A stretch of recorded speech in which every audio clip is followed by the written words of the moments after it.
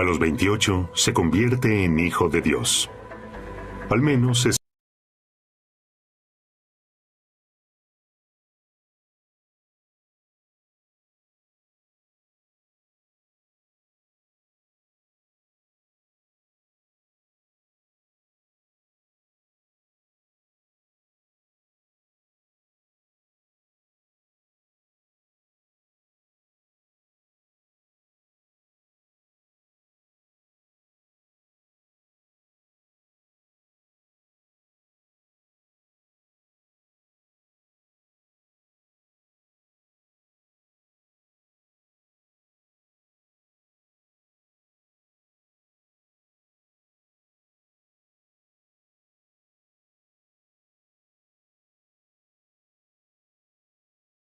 su fama. Durante décadas, tuvimos retratos de Durero en nuestras manos. A Durero le habría encantado. Exactamente eso era su objetivo, distribuir entre la gente miles de copias de sus cuadros. Nuremberg, Museo Nacional Germano, la fábrica de ideas de Durero de Alemania. Fue precisamente aquí donde se comenzó a reestudiar la obra temprana para poder comprender mejor la evolución y la capacidad de Durero. ¿Qué tenía este Alberto Durero que no tenían los demás? ¿Y qué le pasaba por la cabeza?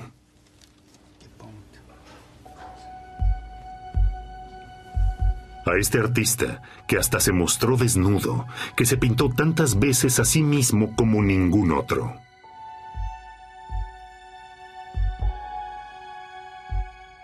Y con toda seguridad era un tipo especial, que intrigaba porque se comportaba muy diferente a su entorno, al que a él le gustaba llamar la atención, que tenía barba cuando los demás no tenían, que se arreglaba bastante y cosas por el estilo. Pero a pesar de todo eso, no era del todo marginal, porque él quería ser parte. Y era un gran autorretratista, tanto en lo pequeño, en la esfera privada, como en lo grande, en autorretratos. Y para él era importantísimo ser conocido. Sí fue conocido. Ya en vida se consideraba a Durero el artista más importante de la región de habla alemana. Ya han pasado más de 500 años y sigue llegando a la gente.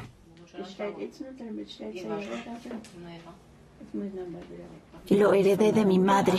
A ella le gustaba mucho. Y mi madre era muy creyente, católica, creía en todo eso y por eso se compraba este tipo de cosas. Bueno, siempre lo consideramos un motivo religioso. Después se descubrió que era una obra de arte, que es de Alberto Durero y por lo tanto que es algo muy especial. Alberto Durero se encontró conmigo recién en la escuela secundaria. Allí estudiamos lo de la liebre y todo eso. El pintor comienza a dibujarse a sí mismo de niño. Este es el primer autorretrato de niño que se conoce en el mundo. ¿De dónde le viene esta seguridad en sí mismo? Aquí, en el barrio del Castillo, debería buscarse la respuesta, sostiene Thomas César. Nuremberg era en aquel momento una de las ciudades comerciales más importantes de Europa. ¿En qué mundo vivía el niño Alberto Durero?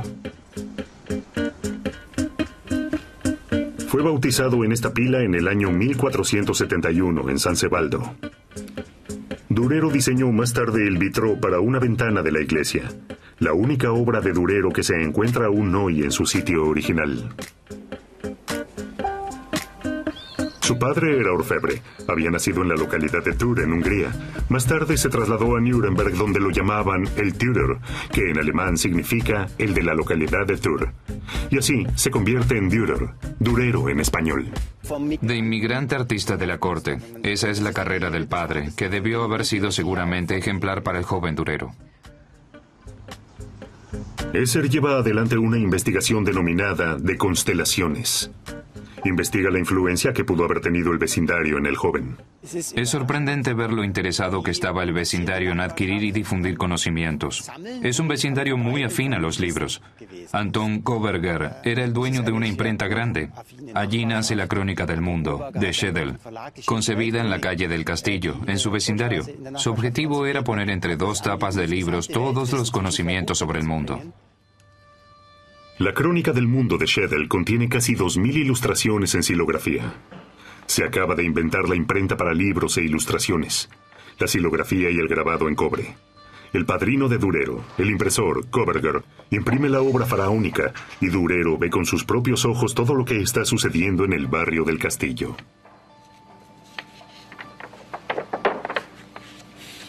Durero, cuando aún era aprendiz, tuvo la oportunidad de aprender de proyectos de impresión de libros como la Crónica del Mundo de Schedel, que el texto y la ilustración son importantes y que los nuevos lectores de libros tenían tanto interés por la ilustración como por el texto. Ningún otro artista producirá más adelante tantas ilustraciones en serie, ni las distribuirá por miles en toda Europa. La investigación sobre Durero siempre es un trabajo pionero. Recién hace unos años, no muchos, el Museo Nacional Germano identificó un retrato de su madre como obra suya.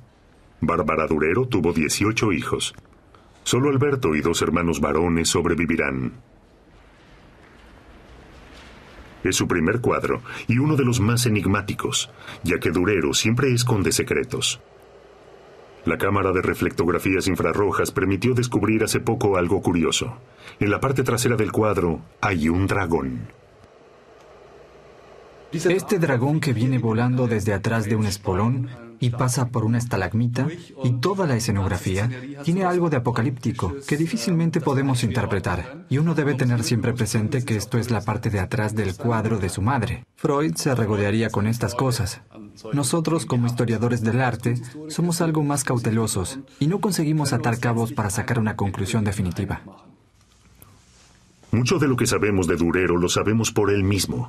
Dejó cartas personales. Algunas se conservan en la Biblioteca Municipal de Nuremberg.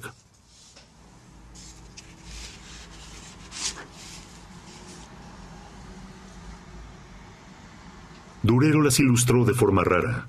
Además, redactó, entre otras cosas, escritos teóricos sobre el arte, un diario de viaje, una crónica familiar. En esta crónica escribe sobre su época de aprendiz. Y como ya había cumplido con mis servicios, mi padre me despachó. Durero, entre tanto, ha entrado en el taller de Michael Wolgemuth. Ahora quiere ser pintor y grafista. Durante 4 años va de un lado a otro como aprendiz. Camino a Estrasburgo, vuelve a pintarse a sí mismo.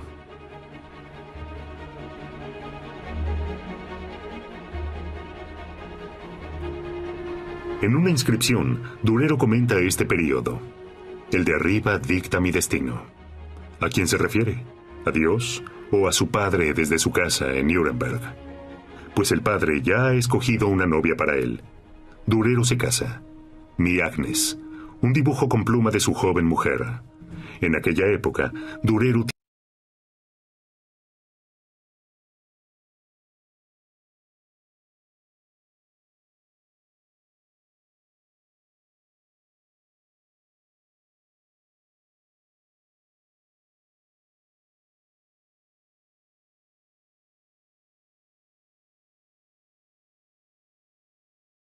comienza a experimentar con grabado en cobre y hace algo que para la época es extraordinariamente inusual. Firma sus grabados. La Sagrada Familia con la libélula lleva por primera vez las iniciales AD. En casa no aguanta mucho. Deja plantada a su Agnes, al menos por un tiempo. Su destino, el otro lado de los Alpes, la Suiza francófona. ¿Qué lo atrae aquí? No hay ninguna cita de Durero al respecto. ¿Qué buscaba en la Suiza francesa?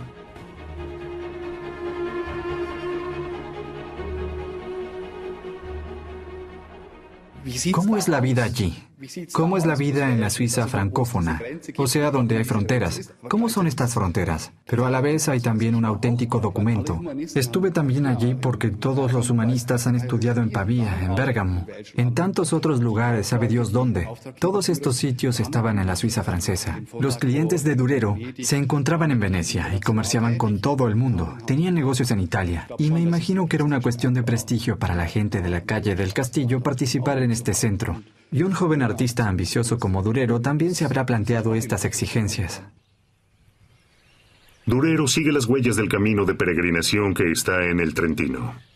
Pero qué ruta toma es hasta hoy una incógnita.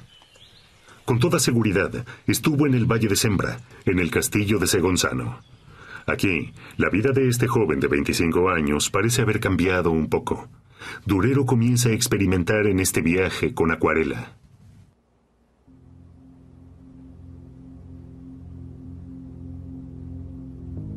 Montañas italianas, escribe sobre la hoja. Sus motivos flotan prácticamente sobre el papel. Los márgenes no están trabajados. Los bordes quedan casi difusos.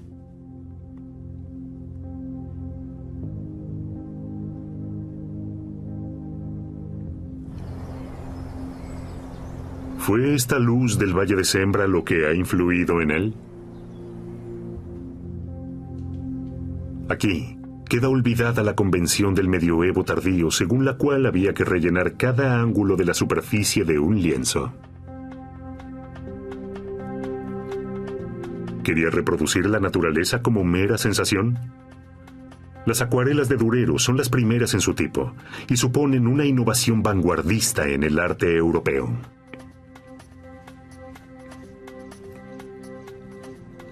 Aún años después, el viaje por las montañas sigue reflejándose en las pinturas de Durero. El llanto sobre Cristo muerto. Este cuadro puede verse hoy en la antigua Pinacoteca de Múnich. Aquí también se exhibe su autorretrato con traje de piel. Cuando no hace mucho se lo examinó con rayos X, algo sorprendente salió a la luz. Un dibujo oculto con detalles minuciosos.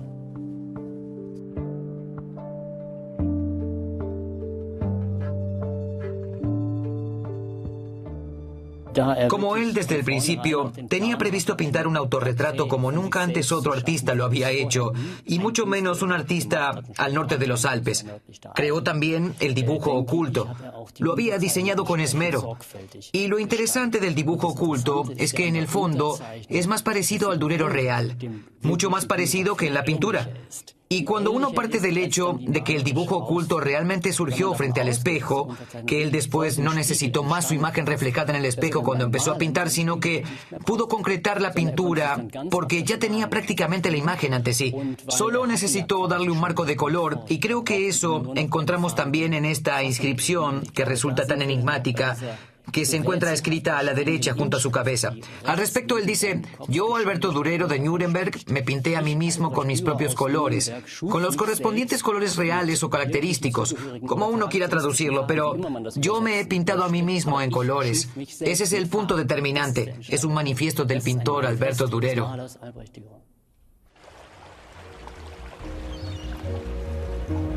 Pintarse a sí mismo. El hombre, un individuo creativo. Eso era lo nuevo, e Italia era el país donde nacía este movimiento, el Renacimiento.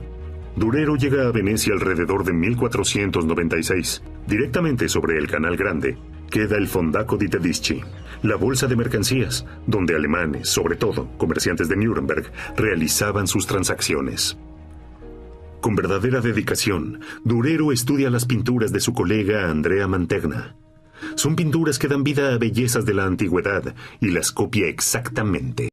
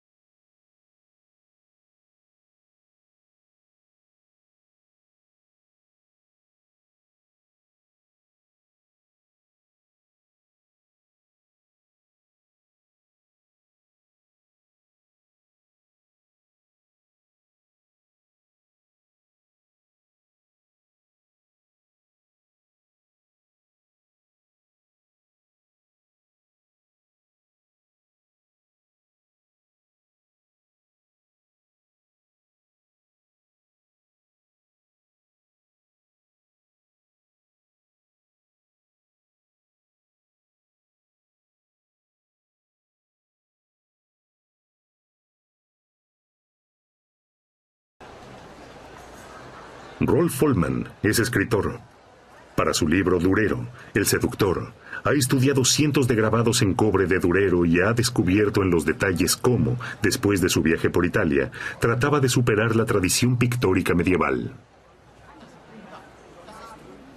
Cuando hace mujeres desnudas que en realidad el pintor normalmente las debía ocultar bajo la forma de mujeres piadosas, o brujas o bajo otras formas, él a veces las hace especialmente en un grabado. Las presenta sencillamente desde diferentes perspectivas. Y entonces les arroja entre sus pies un hueso o hace alguna puerta pequeña a través de la cual se puede ver algo parecido al infierno. De manera que se puede decir, oh, claro, son brujas lo que él ha dibujado. Pero en realidad no lo son. Él está totalmente encaminado, al igual que sus amigos italianos, que ya no recurrían a grandes cosas para ocultar, y simplemente hacían lo que ellos se proponían.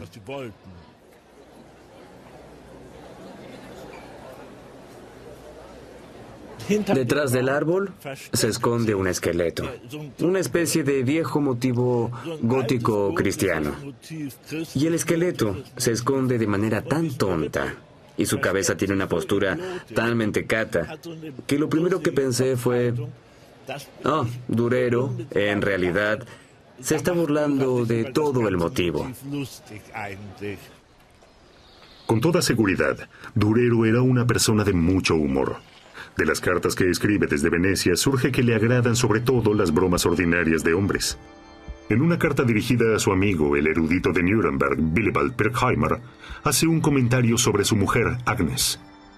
Si el amigo quiere atraerlo a su casa bajo la amenaza de dormir con ella, que solo sea para acostarse con ella para que ella le entregue el espíritu en ese acto. Cuando regresa a Nuremberg, vuelve a pintarse a sí mismo.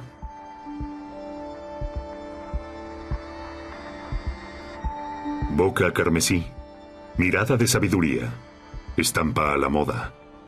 Guantes, ya no es un artesano, es un señor como los pintores de Italia, un artista.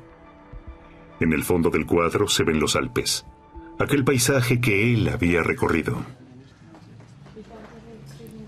¿Quiere contar su proceso de emancipación? Según un nuevo enfoque de los investigadores de Nuremberg, no es solamente eso lo que él quiere. En la tradición artesanal existe una muestra, la pieza de prueba, con la que un artista expone lo que sabe hacer. Durero llega a Nuremberg. El ámbito del retrato aún no se ha instalado del todo.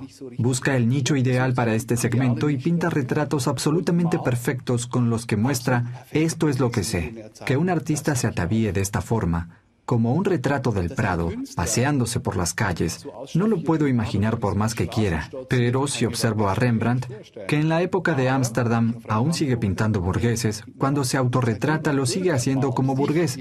Entonces este es un modelo al que podemos aplicar a Durero.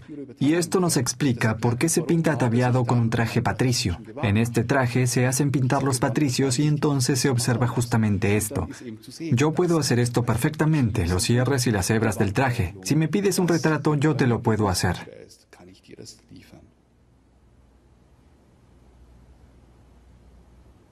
A partir de ese momento, emprende una ofensiva con lo que él puede y está en condiciones de hacer por todos los medios.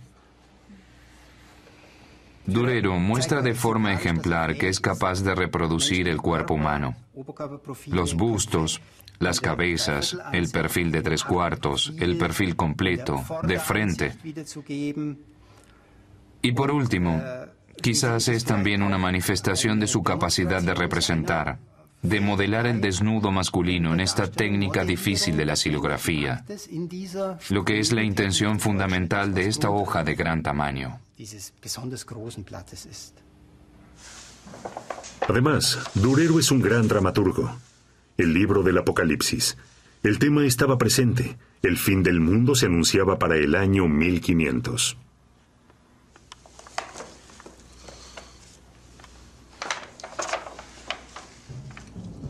El San Miguel de Durero es de una seriedad pasmosa. Toma la lanza con ambas manos y la clava en las fauces del monstruo.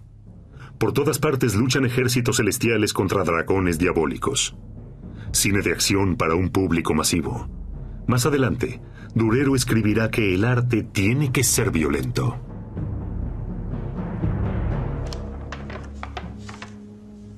Los jinetes del Apocalipsis.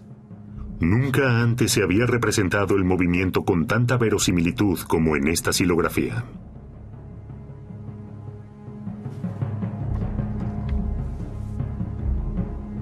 La muerte se adelanta cabalgando. Durero costea los gastos de la publicación del libro que contiene 15 xilografías. No lo hace por encargo. Las ilustraciones son de un tamaño inusual. No se ajustan al texto, como era habitual hasta entonces. Estas xilografías dejan de ser ilustraciones, pasan a ser obras de arte propiamente dichas. El Apocalipsis causa sensación en Nuremberg, y Durero reconoce que se ha independizado de los clientes gracias a la impresión en serie de tales ilustraciones y puede actuar en un mercado libre. Produce con rapidez, ofrece excentricidades.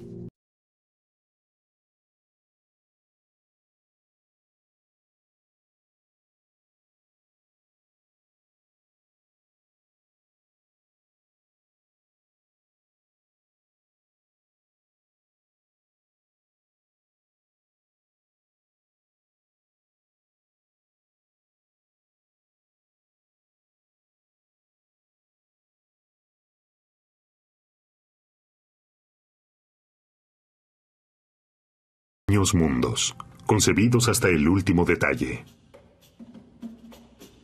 Hoy son una bendición para la cría de cerdos.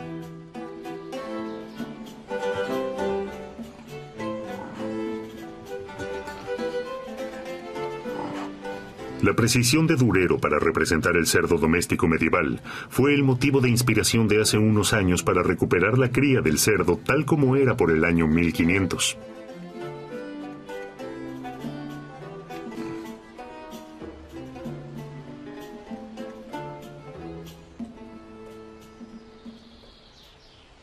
Una mezcla de cerdo doméstico y jabalí que no se le parece demasiado al original, pero ahora lleva un nombre distinguido. A Durero le habría agradado probablemente.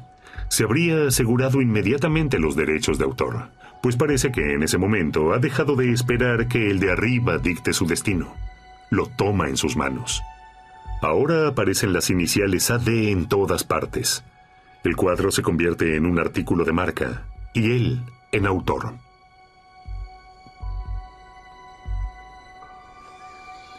Corre el año 1500, el año para el que se presagia el fin del mundo. Alberto tiene 29 años y está muy ocupado consigo mismo. En poco tiempo surgen dos nuevos autorretratos.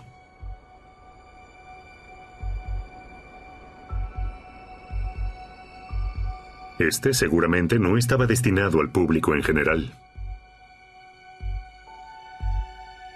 Así, nadie se había pintado hasta ese momento.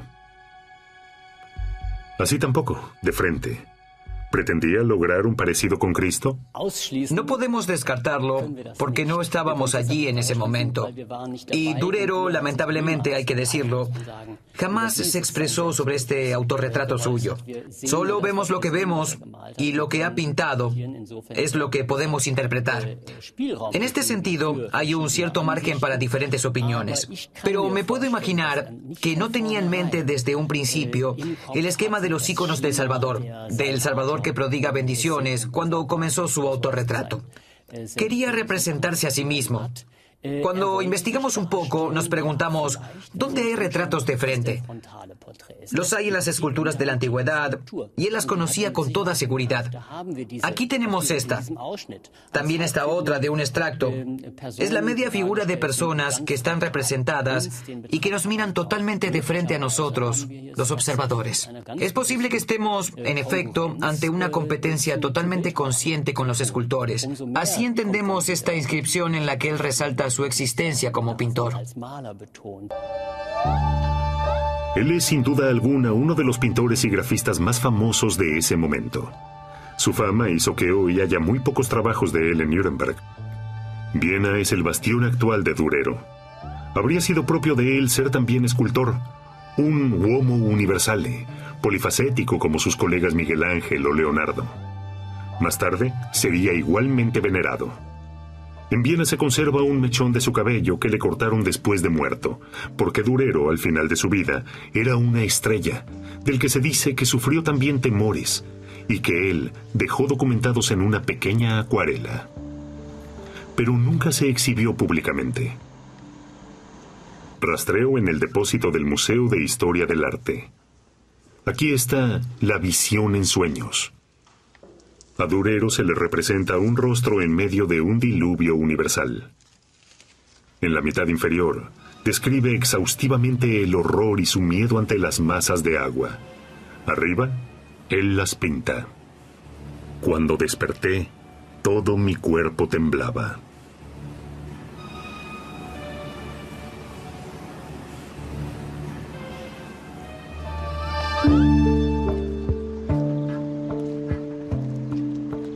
Inventarnummer ist 3061 Albrecht Dürer System, Hochsicherheitsdepot.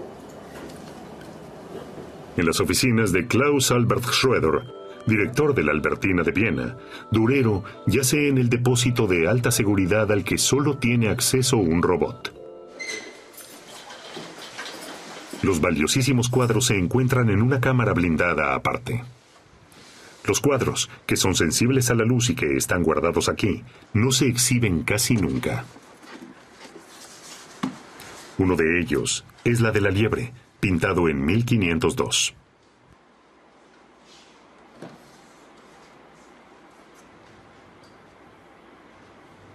Lo que mucha gente olvida, y eso llama la atención en el acto cuando uno compara las copias que se utilizan inmediatamente después de esta obra con el original, es que pareciera que esta obra se ha creado en condiciones de laboratorio. No hay un medio ambiente, no hay una pradera, no hay un bosque. Allí no hay otros animales, sino que es como si hubiera querido representar en el laboratorio el animal como tal, la esencia de la liebre como tal.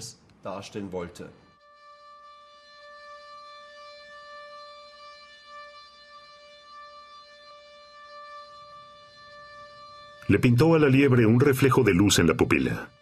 ¿Es una ventana?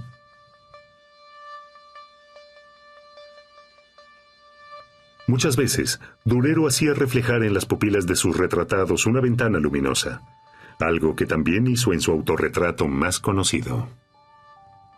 El ojo es una ventana al alma del ser humano, a la del animal.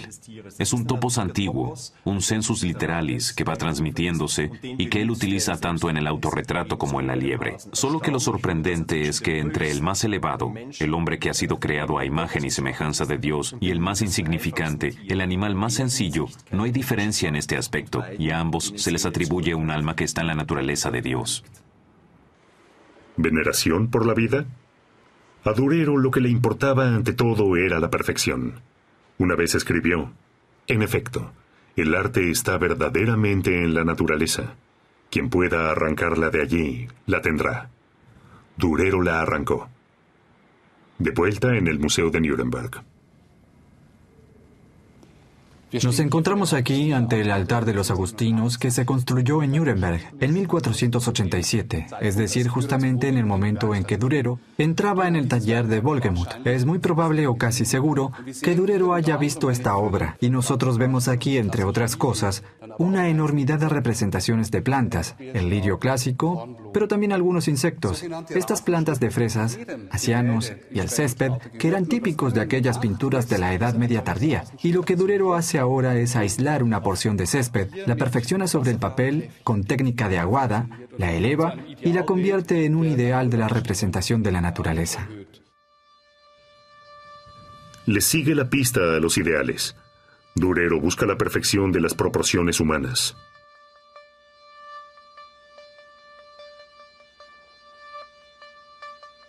Este grabado en cobre muestra cómo se desmarca entre tanto su calidad de lo que hasta el momento era lo máximo.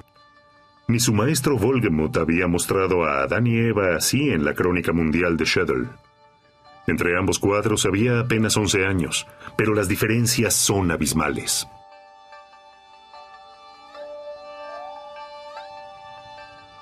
En el año 1506, a Durero le urge volver a Venecia. Italia ya lo había cambiado una vez. Pasa meses alojado en el barrio del Rialto con vista a la iglesia de San Bartolomeo, para la cual le han solicitado que pinte un retablo.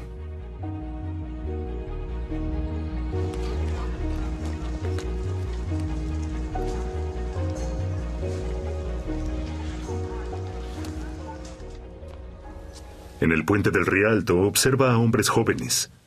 Le escribe a su amigo Pirkheimer y le dice que seguramente a él le agradarían. Antes de viajar, hizo un dibujo con lápiz de plata para Pirkheimer. El comentario que contiene el cuadro en griego antiguo prácticamente ya no puede leerse, pero sin duda alguna lo hizo con el mismo lápiz. Texto: con el rabo masculino en el trasero.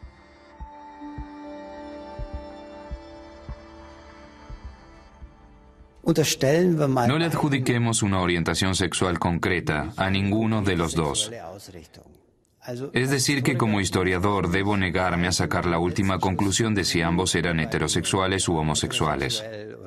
Es interesante constatar que la sexualidad es un tema en comunicación entre ellos. Eso es lo interesante en sí. No son de ninguna manera un tabú como nos imaginamos en una sociedad católica medieval obediente. En el caso de Pirkheimer, seguramente es un tema que aborda, ya que él habla de esto en griego críptico. Es decir, que permite que solo los iniciados, por decirlo así, puedan leer esta inscripción en el dibujo. Durero es más bien, diría yo, el orador de la tertulia. Durero no sabía griego, no sabía escribir griego. En realidad, el único que puede haber escrito eso es Pirkheimer. Entonces bien, uno es el literato ilustrado, que escribe en griego algo en la pintura. El otro es el retratista, que dibuja a su amigo. Solo podemos especular si Durero tuvo conocimiento o no de las groserías que Pirkheimer había puesto en el papel. Quizás no lo sabía y todos se le habrían reído por esta ignorancia que debía soportar por ser artesano. No tiene en su vida privada el reconocimiento que está buscando. Quiere ser un artista y no un artesano.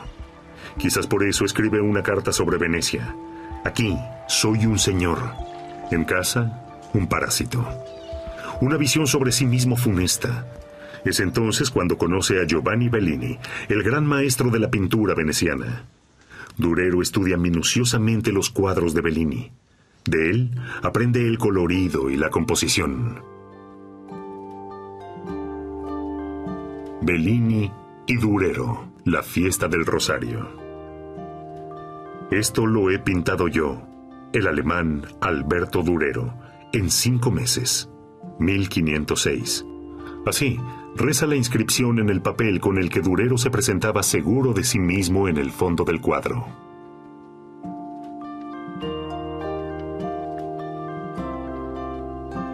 Sigue pintando. La joven veneciana, la niña del billete de los 5 marcos. Entre los italianos, Durero tiene buena acogida ahora. Desde ese momento se lo suele ver en el Palacio Ducal. Se le hace una oferta extraordinaria, un contrato para ser el pintor de la ciudad. Pero Durero rechaza la oferta. Regresa a Nuremberg, donde es recibido con todos los honores. Quizás porque él se ha hecho famoso en Italia y en su ciudad su ausencia se ha hecho notar. Compra una casa en Tiergarten-Torplatz, la plaza que queda en la puerta de entrada cerca del zoológico. Es convocado para formar parte del gran consejo de la ciudad. Ahora publica sus ilustraciones en su propia imprenta. Agentes distribuyen sus obras gráficas impresas desde aquí hacia toda Europa. A la vez, acepta grandes pedidos, como el altar de Heller, del que solo se conservan estudios preliminares. Aumentando el blanco opaco de sus dibujos, logra una plasticidad sorprendente. ¿Es este el secreto también de las manos que oran? ¿Por qué justamente estas manos se hicieron tan famosas? Estos estudios no solo han mostrado estas manos, sino también cómo puedo mostrar en una copia y con la hoja al lado. La hoja se encontraba junto con la cabeza de un apóstol que mira hacia las alturas, en un papel que es el doble de grande, coloreado en azul, tal como Durero lo había aprendido de la tradición italiana de los papeles azules venecianos. ¿Cuándo se dividió esta hoja? ¿Y por qué? ¿Y esta aislación no ha contribuido a su culto, a que disfrute de la condición de ícono? No conocemos en realidad el motivo de la división, pero tenemos una idea. La Albertina ha sufrido una única gran pérdida dolorosa en toda su larga historia. Fue justamente el primer director de la Albertina, François Lefebvre, un francés, que en los primeros años del siglo XIX se apropió de 300 folios y probablemente quiso ocultar este robo, este desfalco, aumentando la cantidad de las obras de Durero que estaban en la colección del duque Alberto, y entonces cortó las grandes hojas dobles por la mitad.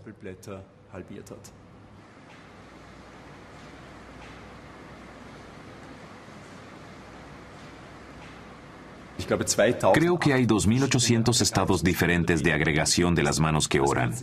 Hace muy poco me topé con ellas en el cementerio de Pittsburgh, en la tumba de Andy Warhol.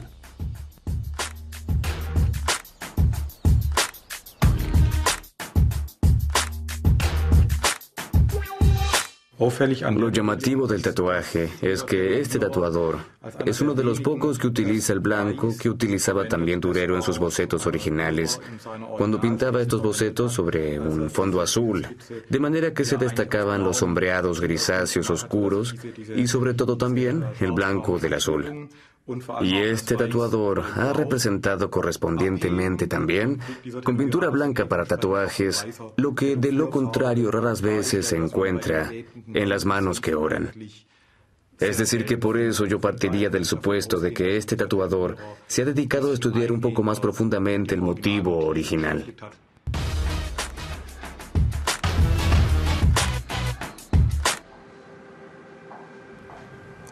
En Viena se conserva también lo que Durero pintó para el emperador. Por ejemplo, el gran carro triunfal. Durero ha llegado ahora a la cima. A partir de 1512, Maximiliano I, emperador del Sacro Imperio Romano Germánico, es el mejor cliente de Durero. En una ocasión, dibujó al emperador así, con la mirada perdida, el soberano como apartado, un meditabundo. Eso no lo había hecho nadie hasta entonces. ¿Por qué lo hizo Durero? Lo interesante era que en la época de Durero y del emperador Maximiliano se consideraba lo meditabundo o justamente lo melancólico, la melancolía, una característica típica de un intelectual. Y se consideraba la melancolía justamente la expresión de genialidad, de un ser genial. Se sabe del emperador Maximiliano que él decía de sí mismo que era un melancólico. Y creo que lo mismo sucede también con Durero, pues de todos modos su famoso grabado de la melancolía se considera probablemente un autorretrato del artista. La melancolía como muestra del máximo poder creativo. En Durero es un ángel en meditación contemplativa. La Melancolía I es uno de los grabados que se consideran sus obras maestras.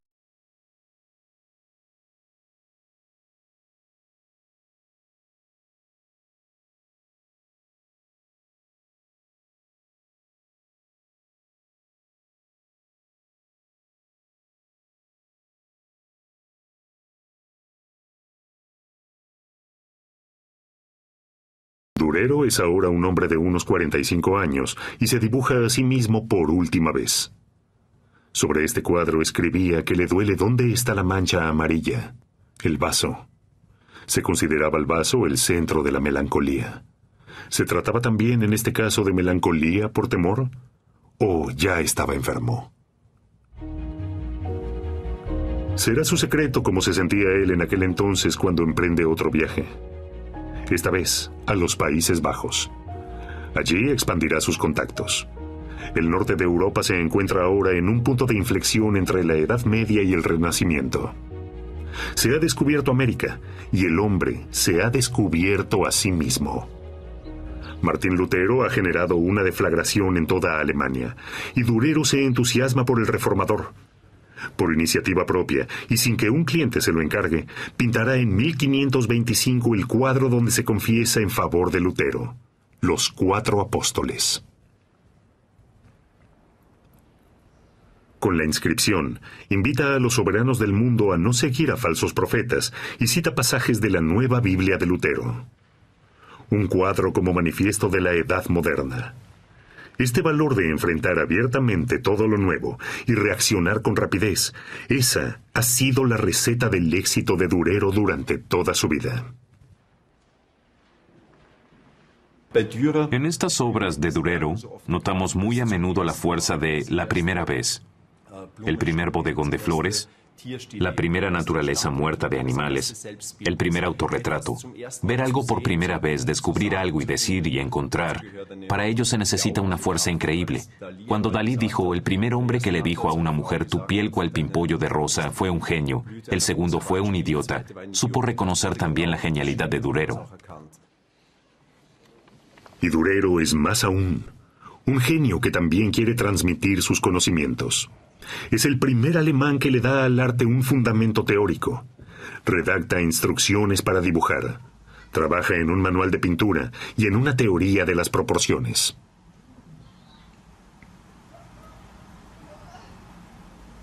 No vivirá para cuando estén publicados.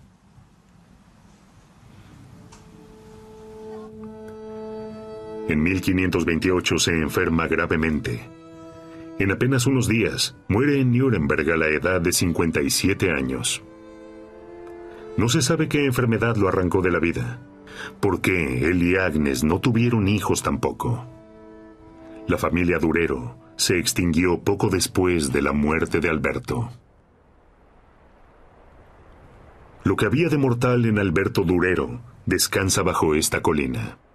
Es lo que su viejo amigo, Pirkheimer, mandó a inscribir en la lápida. Durero mismo decidió lo que sería inmortal.